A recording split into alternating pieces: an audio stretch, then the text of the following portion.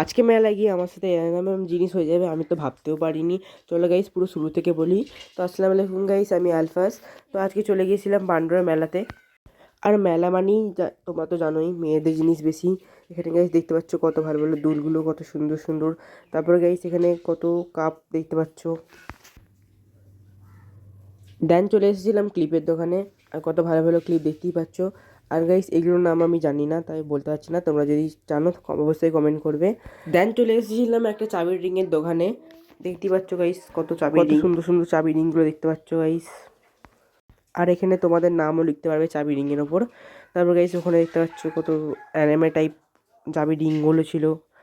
তারপর গাইস এখানেও কত সুন্দর সুন্দর চাবি রিং, মেয়েদেরই বেশি গাইস। তারপরে গাইস ওখানে দেখো মেয়েদের গোল গোল রিংয়ের মতো একটা চাবি রিং ছিল। ড্যান ছিল পুতুলের মতো চাবি রিংগুলো। তারপরে গাইস একটা ফুলের দোকান এসেছিলাম। ফুলগুলো কত সুন্দর আর কত কিউট কিউট লাগছে গাইস, দেখতেই পাচ্ছ। তারপর গাইস এই পুতুলগুলোকে দেখতে পাচ্ছ কত সুন্দর।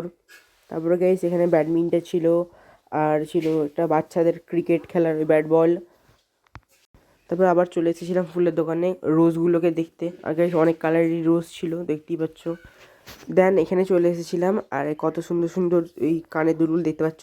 ভাবলাম গাইস আমার গার্লফ্রেন্ডের জন্য নেবো। তারপর গাইস মনে পড়লো তো আমার গার্লফ্রেন্ডই নেই, কিছু করার নেই গাইস। তারপর গাইস আবার চলে এসেছিলাম কাপ কিনতে, মানে চা খাওয়ার জন্য। তারপরে গাইস মজিটো খেতে এসেছিলাম, আর মজিটো পাইনি তাই রোজ ফ্লেভারে এটাই খাচ্ছিলাম।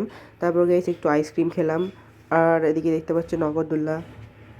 আর গাইস সেদিনকে আইসক্রিম আসার পর এই ঘরে যখন ভয়েস দিচ্ছি তখন গাইস শরীরটা অনেকই খারাপ হয়ে গেছিলো, গলা বসে গেছে, তাই ভয়েসটা এমন হচ্ছে। তারপরে গাইস বাড়ি চলে এসেছিলাম। তো আজকের জন্য এটুকুই, দেখা হচ্ছে পরে কোনো মিনি ব্লগে। আল্লাহ হাফিজ।